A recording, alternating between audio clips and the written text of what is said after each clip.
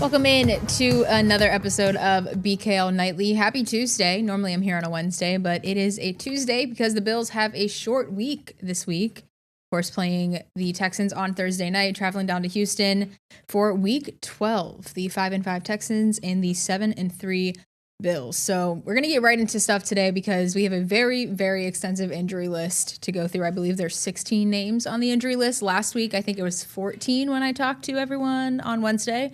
And now it's 16. So a lot of limited guys today, a few DNPs. We'll get to those first. Starting with Dalton Kincaid, he's still not practicing with that hamstring injury. McCole Hardman is not practicing with a calf injury, made his Bills debut on Sunday.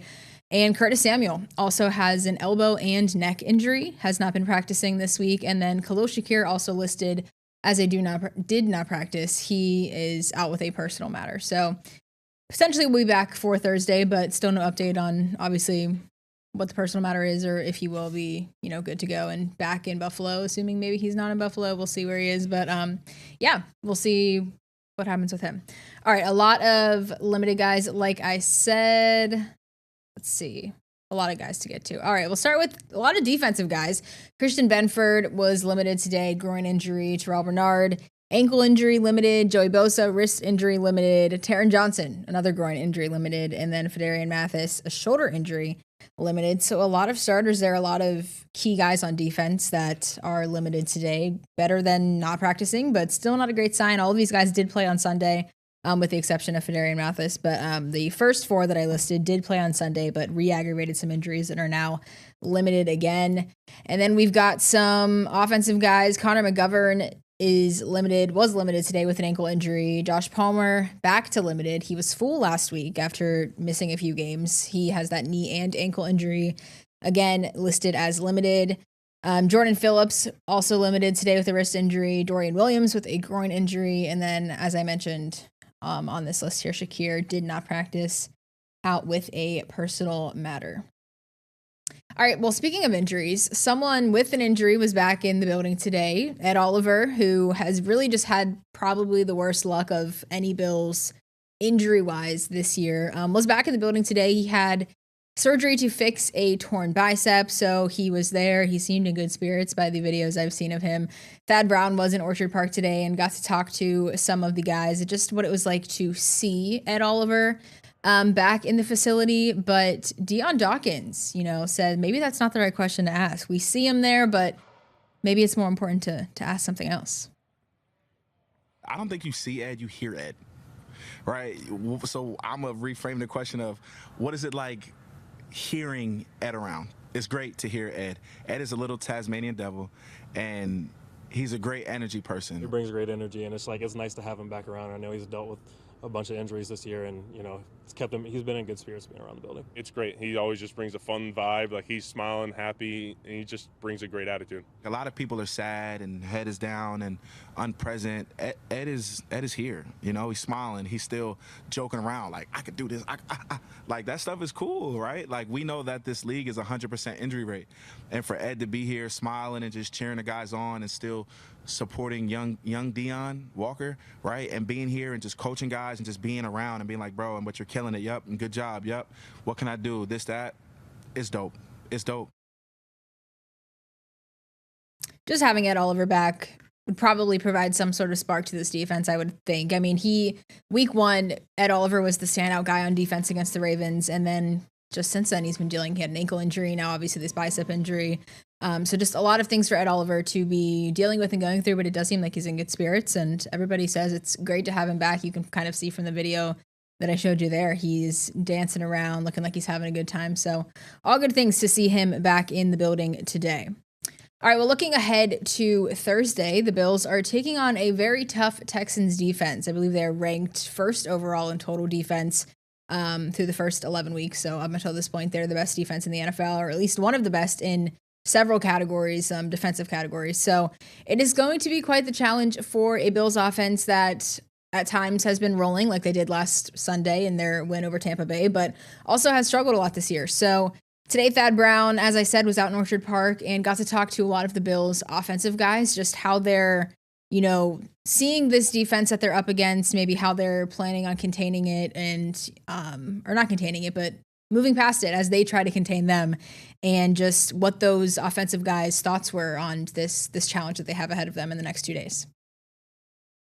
Any offense going to Houston these days is in for a long night.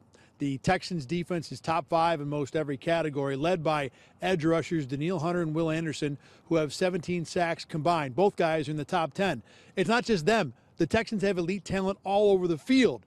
And as the Bills will tell you, that means Houston doesn't have to bother getting tricky with the X's and O's. A team that doesn't blitz a whole lot. They're not a lot of exotic looks. They just kind of put the ball down and play. They're fantastic in the back end. I think their front is great. They're getting a lot of pressure on the quarterbacks. So, yeah, we're going to have our hands full. They're tenacious. I'm just noticing their DNs, like they're trying to shorten your neck every time they get off the ball. So, I mean, that team is very aggressive. They're not trying to hide anything. They're just coming to play great defense. They're getting off the ball.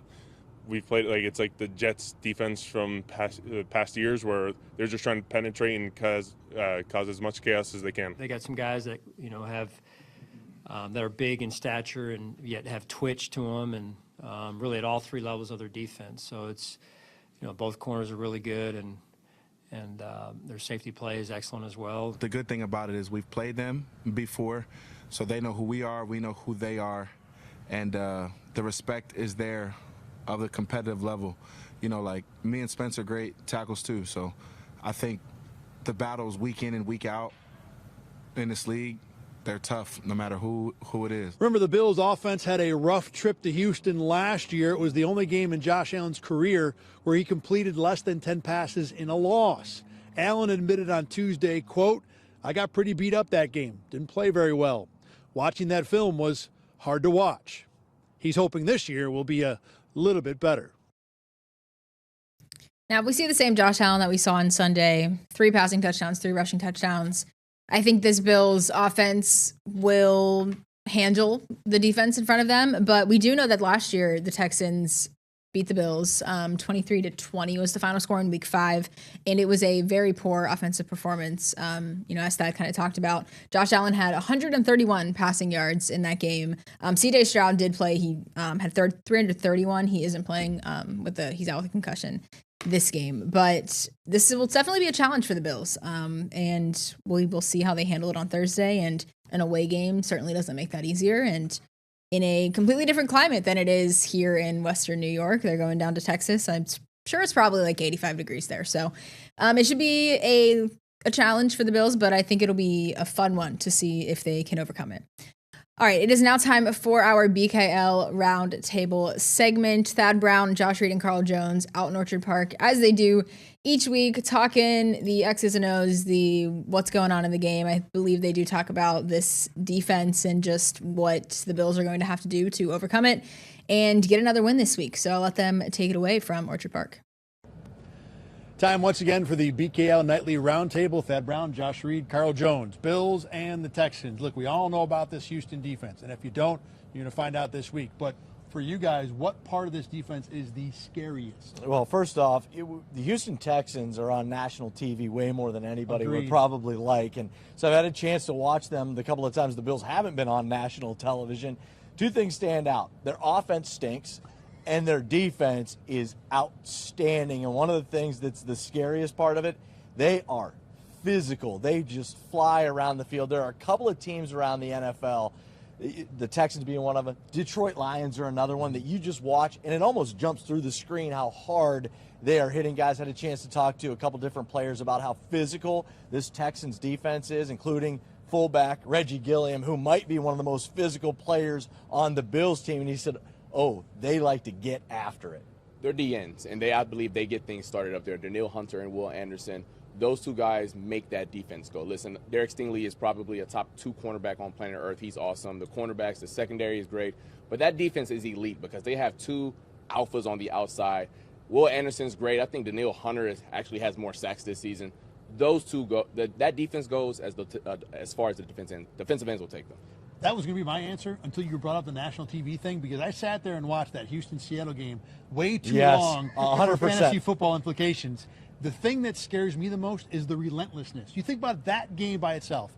You knew in the middle of the third quarter who was winning that game, and it wasn't going to be Houston. It didn't matter. That defense kept coming, kept forcing turnovers, kept Houston in that game. They will not quit. They will not give up. They don't care who their quarterback and what their offense is doing. They will be a pain in the neck for 60 full minutes. Speaking of a pain in the neck, maybe not a fair segue, but it works. Keon Coleman is certainly a question mark to play this week. Whether or not he plays this week or the next or whenever, the Bills' offense with Keon Coleman has been questionable at best. For one game without him, that passing game looked darn good. How much do the Bills really need him to win a championship? Yeah, suddenly Tyrell Shavers has become the king of Buffalo, and it only took 4 catches, 90 yards, and a touchdown, and a benching, quite frankly, of Keon Coleman to make everybody go, hey, this is the guy that deserves the chance. I'm wondering if the offense and the passing game struggles against the Buccaneers, if this conversation is what we're having about Tyrell Shavers, but that's, quite frankly, not the way it played out. Keon sits down, passing game improves. Gabe Davis is on the field. Gabe Davis makes a few plays. Keon has a long way to go. There's a lot of room for improvement, not only on the field, but maturity-wise. And we heard that after the game when we talked to him in the tunnel. Quite frankly, I didn't think he was remorseful enough. You know, he had a chance to stand there in front of all those cameras and say, I let the entire team down. I let Josh Allen down. We shouldn't be standing here talking about me. We should be standing here talking about the win over the Buccaneers. And he didn't. He said, I got to be better. And he said it 50 times. You got to see more, not only from him on the field, but off of the field. He's got a long way to go to earn the trust back of 17. Look, we can talk about earning the trust back of Sean McDermott, and that's important. But if he didn't have the trust of Josh Allen, none of it matters, because you know who doesn't have the trust of Josh Allen? Gabe Davis. And guess what? So does Tyrell Shavers. And that trust goes a long ways, especially when the passing game has been struggling. The idea of Keon Coleman, you need that guy to win a Super Bowl. The idea of a player who can play above the rim, he's athletic down the field, he can win on some of those boundary routes. The problem is we haven't seen that idea come to fruition but maybe 2 or 3 times in his career in Buffalo. So from the product that we've seen from him, let's say 25, 30 games, that player isn't going to determine whether you win a Super Bowl or not. The idea that you had when you drafted him in 2024, of course, that player is going to elevate this team to a Super Bowl. But I haven't seen that player here in Orchard Park for the better part of 1.5 years. So to answer your question, I don't think that he is necessary to raise the Lombardi Trophy. I just want to add one last point here, and that's that I agree with you. I don't think they need Keon Coleman to win the Super Bowl because of what you just said and what we saw. And the fact that this team is still going to be run heavy in a lot of situations. And James Cook and that offensive line is still going to be a huge factor in the postseason, especially when they're playing out in the elements. I agree with what a lot of you guys said. I just think that as much as Gabe Davis has the trust and as much as Tyrell Shavers is a guy all of us will get behind as a hard worker, the ceiling on that offense to me feels so limited that it puts too much pressure on everything else. Yes, the run game will be good. Have we seen a run game really carry a team to a championship without having pieces on the outside? Even Philly last year, they still had A.J. Brown and Devonta Smith that can raise the ceiling. The defense is too banged up to pick up for that slack. So I'm with you, Carl, that I don't think that Keon is going to show up. But if the Bills want to win a championship, I need to think they need to find at least some better version of him. Final question. Max Hairston and Trey White have been basically splitting snaps the last few weeks. At some point, do we need to see, or do the Bills need Max Hairston to take over that spot, or can they live this way for a long time? If it ain't broke, don't fix it. That's where I stand on it. I just think that it's worked so well so far. Now, look, 2026 and beyond, that spot is going to be Max Hairston's. And quite frankly, the Bills hope that it's his spot for a decade. But right now, the way they're living and the way they're playing and the way they've been able to mix and match those two, it's worked. And I think it's taken a little bit off of Max's plate. Playbook-wise, probably even physically, mentally, giving him breaks, giving him a chance to kind of decompress on the sideline, take a series off, watch what Trey White's seeing, talk to Trey White when Trey White comes out of the game, because if Trey White's not playing, how much intel can he really give you if he's not out on the field, matched up across from a wide receiver? He's out on the field, he comes off, and all of a sudden Max can go, hey, what'd you see on that? And Trey can give him an up-close, one-on-one personal kind of input on that. We talk about it with offenses all the time that, hey, a lot of teams are going to take away your fastball. You got to play left-handed sometimes. The same things works with defenses, though. And once you get to that time of year, offensive coordinators are going to find the wink leak on the field. We saw it last year in that Chiefs game where Damar Hamlin and Kyer Elam we're getting peppered up and down the field. And I think once you get to the games that matter, where everyone is diving into film, they have 18 weeks of opportunity to see the weaknesses on your team. That's why I would want 31 out there as opposed to Trey White, because once we get to that time of year, the limitations that Trey White will put on your defense is going to hurt once you get to Andy Reid with 20 weeks of film. It will hurt once we get to Shane Steichen of 20 weeks of film. Lamar Jackson. So, like, that's why I want the high ceiling this time of year, because in November, sure, I don't care about, like, the floor can get you through a lot of these games.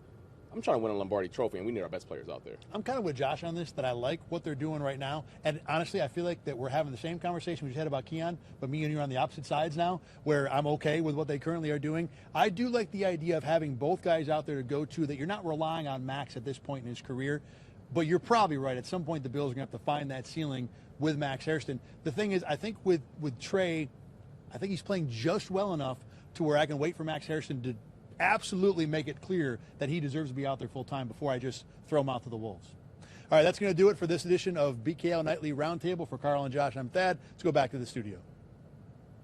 All right, thank you, guys. We are going to take a very quick break here, and when we come back, Thad Brown will answer some questions out in Orchard Park with our weekly mailbag segment. That's next.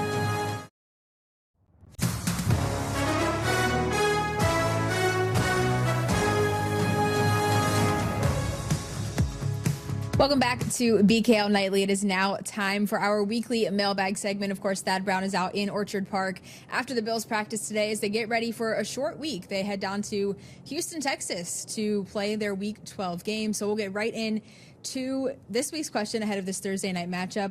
We'll start with Bills fan. We got a lot of numbers here. 288-28282 on X. Do you think Josh Allen and Joe Brady can improve upon last year's embarrassing offensive showing in Houston? We know they lost last year on the road, I believe, Week 5. So, Thad, do you think it'll be a different outcome this year?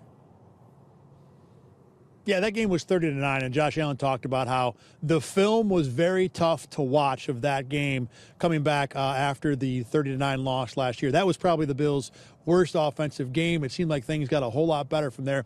Bit of a fork in the road almost. So can they be better? Sure, because it would be hard to be worse. I think coming off this Tampa game, there certainly is a measure of confidence that's been built. Being able to score 40 points without James Cook being a large factor, at least in the running game, I think has to help. Now, look, the Houston defense is a whole different animal than what the Bills saw against Tampa Bay. And Tampa Bay is not even a bad defense. So having that same success will be tough to come by anyway. But I think the Bills are in a much better spot going to Houston than they were last year coming off a shellacking in Baltimore. So the simple answer to that question is absolutely yes. I think they can be better. But what happened in Tampa, I don't know if that necessarily solves all the problems. So don't expect the Bills to go out and roll it up like they're the late 1990s Rams' greatest show on turf. But embarrassing, I don't think they'll be that either. Now let's talk about the Bills defense a little bit. From Todd Lewis on Blue Sky, he wants to know, what are your thoughts on TJ Sanders playing defensive end, and who is he possibly taking any snaps away from? It's a good question. The Bills don't have a ton at defensive end now with both Landon Jackson and Michael Hoyt essentially out for the year, done for the season. So there is a bit of a figuring out process about what to do on the edges. Javon Solomon can play there a little bit, but he's actually been more effective rushing from the defensive tackle position. With TJ Sanders, he is a guy that is athletic enough, you would think, to be able to play on the outside. He's not a 350 giant human being that you just plant in the middle of an offensive line and say run around him. He's an athlete. He's a pass rusher. That said, for all the injuries he's gone through, he's only played maybe 5-6 games so far this year. I think asking him to play a different position isn't the right way to go about fixing that depth issue. The good news is with Greg Rousseau and Joey Bosa and A.J. Epinesa to begin with, the Bills have 3 solid, and in the case of Rousseau and Joey Bosa, elitely talented players. And Epinesa is a really solid third defensive end. So the top of the depth chart for now is pretty good. I will say this, though. If the Bills somehow had another injury at defensive end, then it might be all hands on deck. And yes, then maybe TJ Sanders, I think, would be high among the list of defensive tackle candidates as a guy who could theoretically go outside. So this last question here might be the question that's on the mind of all Bills fans. From Ed Helinsky on X, will Keon Coleman redeem himself? Thad, what do you think? I don't know if it'll be this week. It seems like the reading between the lines is that it doesn't seem like Keon Coleman is going to play. We got no indication of that either way, but it does make a little bit of sense that the Bills' offense, like I said, is hot. Why change things up on a short week?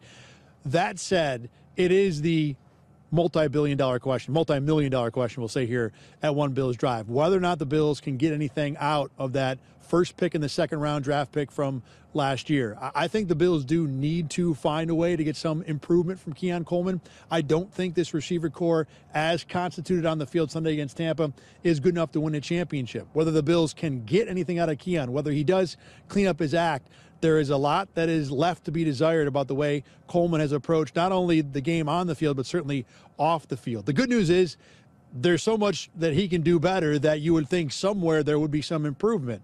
We will see if that happens. So I think the simple answer to that question is I don't know. And if I did, I wouldn't be here talking to you. I'd be in this building over here helping the Bills out with what they're doing this week. Yeah, we've obviously talked about Keon a lot this year, and it's kind of funny. The thing that we took away from it was Keon seems to be getting more mature, even if he's not producing on the field. And now it seems like he's kind of taking a few steps back, so it'll be interesting to see where he ends up the rest of the season. We know the breakout year is over, so now it's kind of the maturity hump that we kind of want to see Keon get over at this point, not even the performance on the field-wise that we've been talking about these last, the first 12 weeks of the season.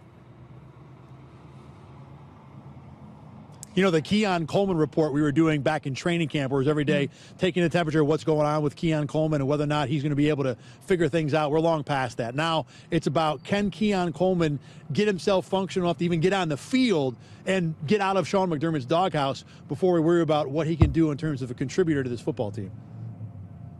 Yeah, for sure. Just like you said, I don't know if this will be the week that he gets out of the doghouse, but be interesting to see. We'll see where Keon goes from here. But like you said, I don't know if this will be the week that we see any improvement in the Keon maturity department and in the performance on the field department.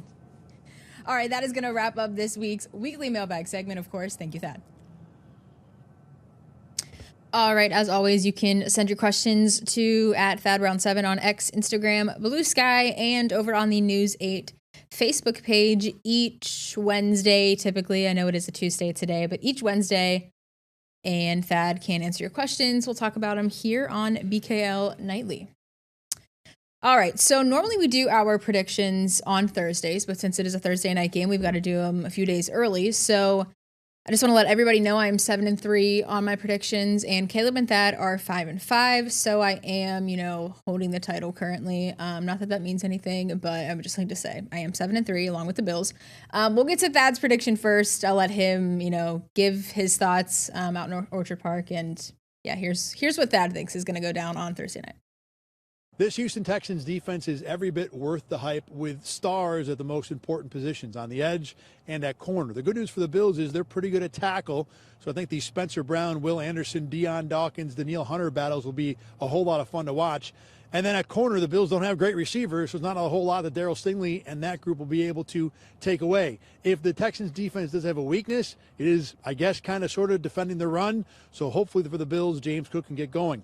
On the other side of the ball, the Texans don't turn it over a lot. They actually have the least fumbles in the NFL, but they have the absolute worst success rate when it comes to rushing the ball. So for me, the key for the Bills is don't let the Texans' run game get up off the mat. Keep them down, keep it a problem, and make Davis Mills beat you. At the end of the day, there's just no way I'm picking Davis Mills to win a game over Josh Allen. Now, it is Thursday night. The game is in Houston. Things can get weird on a short week, but I still think the Bills find a way to finish this one out. Give me Buffalo, 22-16. All right, so Thad is taking the Bills 22-16. Pretty close game, not a very high-scoring game, but as we've said, this Houston offense is not their strong point for sure. Let's get into Caleb's prediction now. He is not here, but he did send one my way. Caleb is going also with the Bills 24-19, so not too far off from Thad with the prediction there. Still a single-digit game, 24-19, not a very high-scoring one as well. And we will get into my prediction. I am going to pick the Bills for the 11th week in a row. 27-21 is my final score. I do think the Bills are going to put up a little bit more points than Thad and Caleb maybe are predicting. I think they will get past this defense, this Texans defense, although it is their strength. I do believe that they will keep this momentum rolling from Sunday into this Thursday. And I think the Bills, could be possibly hitting their stride if they continue their offensive success the way they did on Sunday. So that's why I'm taking the Bills 27-21, and hopefully I will improve to 8-3 along with them. All right. Well, that is going to do it for this Tuesday edition of BKL Nightly. Thank you so much for joining me. I don't know. Do we have a show tomorrow? I'm not even sure. It's a short week. Everything is different. But thanks for hanging out with me tonight. I am Rachel Liebert. For Thad Brown, for Carl Jones, for Josh Reed, that is all for the BKL Nightly. Thank you so much for watching. We will catch you next time. Get the Rochester First streaming app today for everything you love from News 8 On Demand, plus exclusive shows you won't see anywhere else. Search ROC and download for free on Roku, Amazon Fire, and Apple TV.